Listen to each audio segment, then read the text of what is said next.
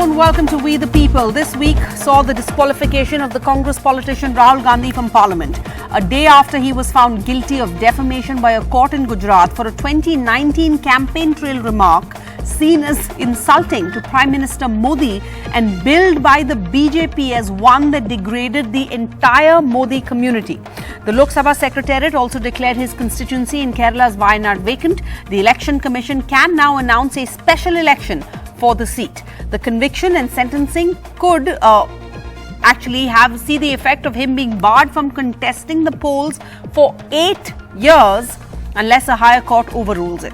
Now, while both the BJP and the Congress are working overtime to put their own spin on the political narrative of this story, the incident has put the spotlight once again on the questions over the state of India's democracy, with critics, especially opposition leaders, decrying it as the latest attempt. They say it's the latest attempt by the Modi government to mute dissent and criminalize it.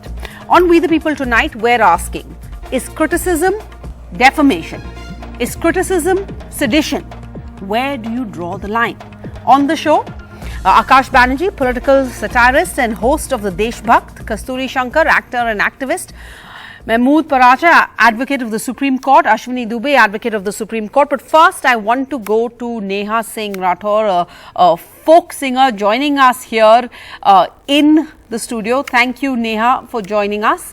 Whether it's Hamari India mein, whether it's Disha Ravi or comedians, everybody seems to have somebody behind them, and Neha is no exception. She is a singer in BJP-ruled Uttar Pradesh, a popular folk singer, and she was not spared. The UP police issued a legal notice to Neha Singh Rathore for, quote, disturbing law and order and communal harmony. And her crime, alleged crime, was writing and singing songs that were critical of the Yogi, the Adityanath government. Neha ji, thank you, आप आए यहाँ पे. आपकी गाने में क्या थी जो मतलब पुलिस आपके दरवाजे तक आई? बिल्कुल, मैं चाहती हूँ कि सबसे पहले 2-4 लाइन में गुनगुना ही देती हूँ ताकि आप भी समझ पाएं कि उस गाने में ऐसा क्या था. वैसे तो मैंने जो गीत लिखा हुआ है वो भोजपुरी में है, लेकिन बहुत सारे लोग जो समझते होंगे, और मैं 2 लाइन गुनगुनाती हूँ. एक पहला काबा का सीजन 1 लिखा था और ये सीजन 2 था, जो कानपुर में जो कांड हुआ था उसी को आधार बना करके मैंने ये गीत लिखा था कि खत्म रोजगार बा, बाबा के दरबार बा, हाथ रस के निर्णय जो हथ लड़की के परिवार बा. काबा यूपी में काबा, अरे बाबा के दरबार बा, ढहत घर बार बा, माई बेटी के आग में झोंकत यूपी सरकार बा. काबा यूपी में काबा, अरे बाबा के डीएम तो बड़ी रंगबाज बा, कानपुर देहात में ले आइल राम राज बा. बुलडोजर से रौंदत दीक्षित के घरवा आज बा, अरे ही बुलडोजरवा पे बाबा के नाज बा. So I don't speak Bhojpuri, but I think I can say for the viewers, आपने टच की है issues like bulldozer justice, आपने टच की है the Hathras case as a young woman in UP, आपने I think also COVID के ऊपर कुछ बातें की गई थी. तो मतलब हुआ क्या था फिर? पुलिस आपके पास आई और आपसे पूछ रहे थे कि क्या आपने लिखे थे ये लिरिक्स? क्यों आपको क्यों लग रहा है कि ये क्यों पूछा था आपसे? हाँ, वही मेरा भी सवाल है कि 160 CRPC जो धारा मेरे ऊपर लगाई गई, और जस्टिस काटजू का आप नाम जानते होंगे, आप सभी जानते होंगे, मैं उनके पास भी गई कि सर इस तरह की बात हुई है. तो पता है उन्होंने क्या कहा कि ये जो दरोगा था वो हंस के बोल रहे थे कि अनपढ़ था क्या, ऐसे ही तुमको लेकर के चला आया, क्योंकि बिना FIR दर्ज हुए 160 CRPC आप पे लगाया ही नहीं जा सकता. अच्छा, जो नोटिस आया था उसमें ऐसे बेतुके टाइप के सवाल थे, आपने भी देखा होगा और उन्होंने भी देखा होगा कि क्या आप इस गाने के लिरिक्स आप ही लिखी हैं अथवा नहीं, क्या इस वीडियो को सोशल मीडिया पे आप ही ने पोस्ट किया है अथवा नहीं, वीडियो में आप ही हैं अथवा नहीं. मतलब आपको सारी चीजें पता है मेरे बारे में. चाहे तो आपको क्या लग रहा है, आपको डराने के लिए कर रहे थे या? हाँ. क्योंकि देखिए अभी आप तो बहुत कॉन्फिडेंट लग रहे हो. टेल अस रियली, उस समय आपके मन में क्या चल रहा था और उसके इम्पैक्ट क्या थी? ये जो पुलिस आपके पास आए, आपके माँ बाप ने क्या कहा, आपके फैमिली ने क्या कहा? बिल्कुल बिल्कुल, जानती है मैम, मैं वो नेता टाइप की तो लड़की हूँ नहीं, और वो घाघ टाइप की मैं बिहार की लड़की हूँ, गांव देहात की लड़की हूँ. और मेरे मम्मी पापा, मेरा जो बैकग्राउंड है वो भी एकदम सीधा सिंपल सा है. तो जब नोटिस आया ना, मेरी माता जी एडमिट हो गई हाँ, उनका बीपी काफी बढ़ गया। मेरी मौसी फोन करती है, कहती है बेटा मम्मी की तबीयत खराब हो गई, उन्होंने सोशल मीडिया पे देख लिया। तो घर परिवार में चीजें ऐसी हो जाती है। मेरे ससुर काफी परेशान हो गए। अब मैं शादीशुदा हूँ तो 2 घर है मेरे साथ ना, तो लोग परेशान हो जाते हैं, मेरे हस्बैंड क्या हुआ क्या हुआ। मैं इतनी स्ट्रेस में आ गई थी, और ये सही बात है, उससे पहले भी मैं बीमार थी, पर ये सारी चीजें हो गई, फिर मैं भी हॉस्पिटल चली गई। शायद वो वीडियो भी आपने देखा होगा, मैं भी बीमार हो गई थी। तो ये इन्होंने क्यों किया? ये हो सकता है इनको लगा कि एक नई एज की लड़की है, डरा देंगे, थोड़ा सा नोटिस वोटिस भेज के। पुलिस पूरी जीप भर के आई थी मेरे घर पे, जहाँ पे मेरा ससुराल है वहां पे भी, और दिल्ली में भी चली आई थी, ताकि आप देख के ही डर जाओ, अरे क्या हो गया क्या होगा। हाँ, मेरे साथ क्रिमिनल की तरह व्यवहार किया गया। ये मैं इसलिए बोल रही हूँ क्योंकि मेरे हस्बैंड को कॉल करके यूपी पुलिस की जो एक महिला पुलिस थी, वो ये कहती हैं कि हेलो, मेरे हस्बैंड का नाम हिमांशु है, हिमांशु जी मैं यूपीएससी एस्पिरेंट बात कर रही हूँ, आप फलाने जगह पे चले आइए, आपसे कुछ गाइडेंस चाहिए मुझे। इस तरह से झूठ बोला उन्होंने, और ये सही बात है। नहीं, but and the irony is कि आपको ये कहा गया था कि पुलिस ने पूछा कि क्या आपको पता है कि आपकी वीडियो दूसरे लोगों को मतलब परेशान कर रही है, या दूसरे लोगों के ऊपर बुरा असर हो रहा है। उन्होंने ये कहा था कि आपके वीडियो से समाज में वैमनस्य फैल रहा है, सांप्रदायिक सौहार्द बिगड़ रहा है। मतलब वो होता है ना कि हाँ, 2 समुदायों के बीच, 2 संप्रदाय के बीच झगड़ा झंझट हो रहा है, समाज में तनावपूर्ण माहौल मैं क्रिएट कर रही हूँ उनको मेरे गाने से। जबकि मैं भी पूछ रही थी, बताओ कहाँ पे ऐसा मामला दर्ज हुआ है आपके थाने में? Let me ask you this, आपको असलियत में do you feel it has affected you? क्या आप थोड़ा तो डरते हो, सेल्फ सेंसरशिप करते हो, सोचते हो एक बार कि मेरा लिरिक्स थोड़ा टोन डाउन करूं? मैम देखिए, मैं एक लोकतांत्रिक देश में रहती हूँ, मैं संविधान के मूल्यों में विश्वास करने वाली लड़की हूँ। हम लोगों को बचपन से ही ये पढ़ाया गया है कि अनुच्छेद 19 जो आपको अभिव्यक्ति की आजादी देता है, आपको बोलने, पढ़ने, लिखने, घूमने, समुदाय, व्यवसाय, मंदिर, मस्जिद, चर्च, कहीं भी हम आ जा सकते हैं, ये सब कुछ का अधिकार है हमें। तो फिर मुझे लगता है कि हाँ, मैं क्यों डरूं जब ये मेरा अधिकार है।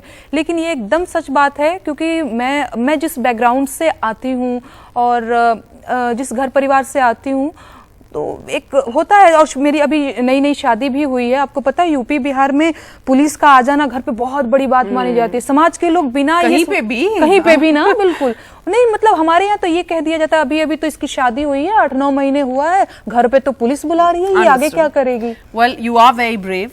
Thank you for joining us on We the People. But as the opposition points out, they are saying that raids, threats, press censorship, surveillance, arrests are the order of the day. You have Central Investigative Agency unleashed on political opponents only. It seems, interestingly, corruption is unearthed only in opposition rule states. We have Mahmood Paracha joining us, advocate at the Supreme Court, lawyer for the Delhi riots accused, who was raided in a case of forged criminal conspiracy. Mr. Paracha, your office was raided. They were searching for incriminating documents.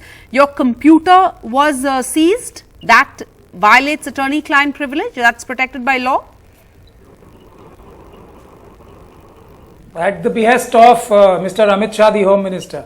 And it was a 15-hour-long raid in which the police tried to snatch away the computer, which we didn't allow, and we have actually protected our clients, and we have not given the computer till date.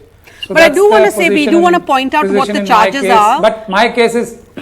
The allegations here are that... The charges are that you had asked a riot victim to fake a deposition and frame 3 people in riot cases. They say you gave false information to the court, cheating for... No. Okay. That's the PR department of Delhi Police's corrupt officers which are spreading this rumor. But actually the charges in the FIR against me are very simple. That I told an eyewitness that he himself came and told me that he has seen certain things. I told him that there is another FIR which describes a shop being looted, which you have also seen. So you can become a witness in that FIR also. That's my crime. Okay. So, and Mr. that Paracha, crime I just I just want to say one thing. That shop was looted by BJP office bearers. Okay. I don't know enough about your case, so I don't want to spend more time on that per se. I want to talk to you as a lawyer. As a lawyer, criminal lawyers are pointing... I am not important, yes, thank you. No, not at, I hope you understand what I mean. I want to ask you in the larger picture as a lawyer, and your expertise as a lawyer, many are pointing out that it is worrying and troubling that in the frequency in the way sedition is invoked. And also, is it true that checks and balances employed by lower courts are fading? No, I was thanking you actually from my heart, because my case is not important. What you are debating today is important. What is important today for the people of this country to know is that thieves, criminals have somehow come to the seat of power in the country. And today, calling out a theft, today calling out a loot of a person who is a stooge, Adani, of a stooge of some very high political leaders, is not allowed in the country. But if you say that he is a thief, calling out a theft has become an offense. And in that, all our institutions, including the judiciary, I mean, a large part of judiciary is absolutely compromised. And but we should not lose hope. And we have, in my case, critics and supporters of the government would point out that the convictions are rare. No, that is what I am saying. We should not lose hope. What is lacking in our strategy is that the Constitution and the law provides that if a judge and Miss Rathore, the folk singer, was quoting a section 160 CRPC. What the police did and what Justice Kaju did not tell her is the solution to this problem. There is one another section in IPC 166 capital A. If a police officer conducts an investigation which is not fair, which is not as per law, he is committing a cognizable offence. This as a practice in Delhi riots cases and all the other cases we use.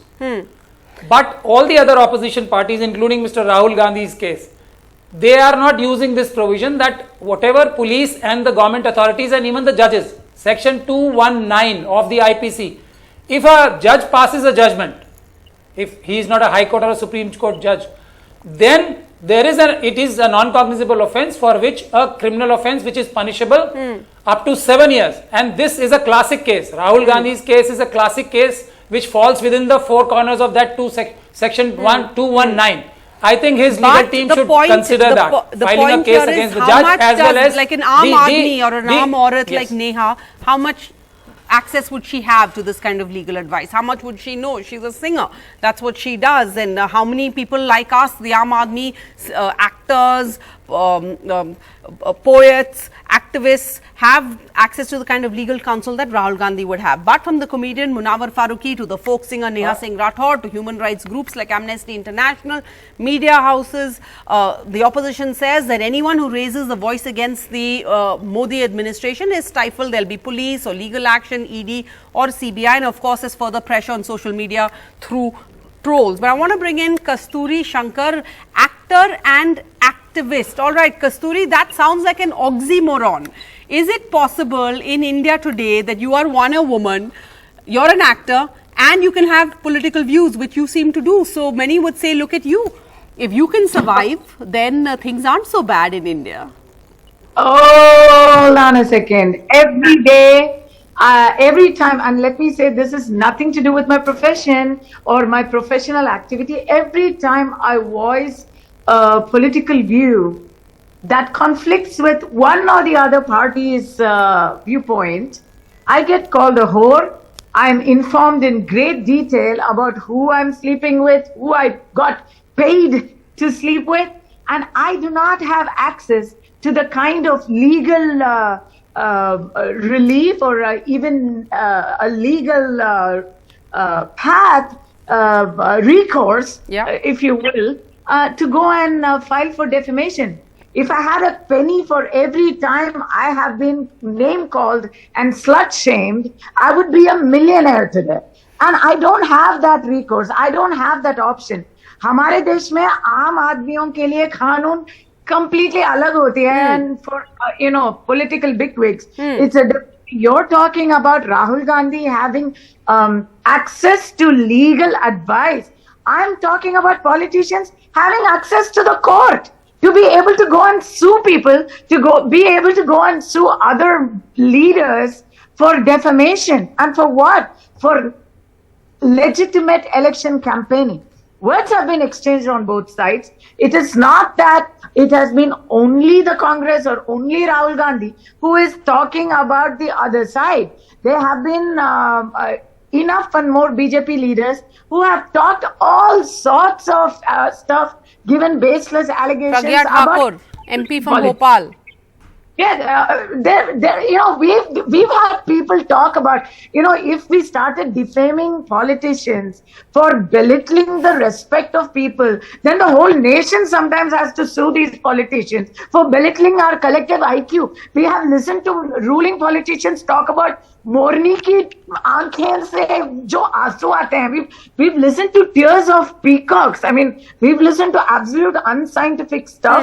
And never mind that, we've listened to political allegations on both sides. Can I also ask you to speak a bit for the fraternity, your fraternity, because many questions are raised about. I'm coming to that. I was saying we have this defamation now being bandied about. It has become a favorite tool, if you will, to get people out of the way. I think it's going to boomerang in several ways, because when you make something headline news, and in this case, the ruling government and the Modi community, and I say that in air quotes because Modi, contrary to what this judge has deemed fit, contrary to that, the Modi surname is not, it's not exclusive to one community in Gujarat or one community that the Prime Minister belongs to. It happen to be Muslims who have the same surname.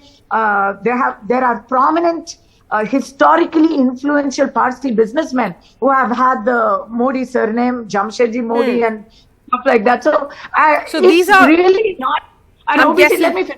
Really not an OBC thing. So that spin is going to boomerang on these people. All right. And the second thing is Khushbu, who is a co-actor of mine. In 2018, in 2019, Rahul Gandhi got into trouble with this remark. And she had tweeted about it, and she has come out saying today that she was in the Congress then, and she was only following, the actions and the words of the master. Exact same words, and the double standards in reacting to her words versus Rahul Gandhi's words only makes you conclude that he is the target and they're just looking for an excuse to get him out of the way. I just want to clarify again, we're not per se talking about the Rahul Gandhi piece, because again, like I say, these are politicians. They have access to different resources. They're in this, it's a different system. I'm talking about how this has affected the Aam Aadmi, women like you, working women who may have a political view, women like Neha who may be told, did you write it? Where the allegation here is that, she couldn't have, Disha Ravi couldn't have had these thoughts on her own. She doesn't have the own agency of being somebody who can have views. But I just want to move on. In 2021, the VDEM Institute classified India as an electoral autocracy, while in the same year, Freedom House has listed India as partly free. 2021, the Institute of Democracy and Electoral Assistance classified India as a backsliding democracy, a major decline in the global state of democracy. Ashwini Dubey, please come in over here. On one hand, we hear the Prime Minister talk about catchy slogans, mother of democracy to describe India. We have the G20 coming up. We have a swanky new parliament complex, which is called the temple of democracy. Yet, if you hear so many of these speakers here who've experienced a very different idea, where there are no fundamentals of Indian democracy, no free speech, no dissent, certainly no free press. Thank you, Sarah. Sarah, I will make 3 points. Point 1, let's first talk about the 499-500, because you're talking about the right to speak under Article 19(1) of the Constitution of India. 3 petitions were filed by the top politicians of this country before Supreme Court: Subramaniam Swamy, Rahul Gandhi, Arvind Kejriwal. 2 issues were framed, Sarah. 1, whether section 499-500 of Indian Penal Code is constitutional or not. Second, whether section 199(1), 199(4) of the Indian Penal Code is constitutional or not. The Supreme Court in 268-page verdict, what said? That every person has a right to protect his fame-like body and property. The right of protection of fame is more important than the right of protection of body and property. A person can tolerate the injury of a property and body, but not the injury of reputation. Now come to the other part. 1901A, we got after a lot of struggle, freedom struggle, and the constitution we got. In 1951 itself, Pandit Nehru itself brought under Article 19.2. And he said, there is a thin line between our right to speak fearlessly and with limited restrictions where it will talk about you will not defame someone. You will not use the word which is defamatory. You will not use the word which is intended to be read or by insulting somebody, or you will not present it. Now coming to the third aspect. There are two aspects. Lily Thomas case, we are talking about another third argument of mine. The Lily Thomas case says that immediately after the judgment is pronounced, the person will be disqualified. Where is the question? Okay. Law of land says 499-500. The essential legal tests have already been looked into. You're saying that this is done all through legal routes, and Mr. Dubey, we will be having many discussions on the Rahul Gandhi case per se, because the Congress says they will take up the legal option. At that point of time, let's remember to get Mr. Dubey back on. But I want to focus on the question I was asking you. Akash Banerjee, when you look at global indices, India has fallen on most indices. But supporters believe, there is a belief that, you can easily dismiss these reports because you just have to say that the world has a bias and there's an anti-India agenda here. Absolutely. I mean, come on, Sarah, you having this discussion here on NDTV, right? Doesn't this show that there is adequate freedom of expression? You're talking about the Prime Minister, you're talking about freedom of expression. You should be grateful that you are even having this. I absolutely agree with the fact that whatever is happening is absolutely in the legal sense of the word, absolutely legal. Let's not fool ourselves. Whatever is happening is in the legal sense of the term. There is no question about it. How brilliantly you can implement the law. So this is actually a textbook case of the law being actually implemented. So even if Neha is given some rap sheet and she's asked, is it illegal? No.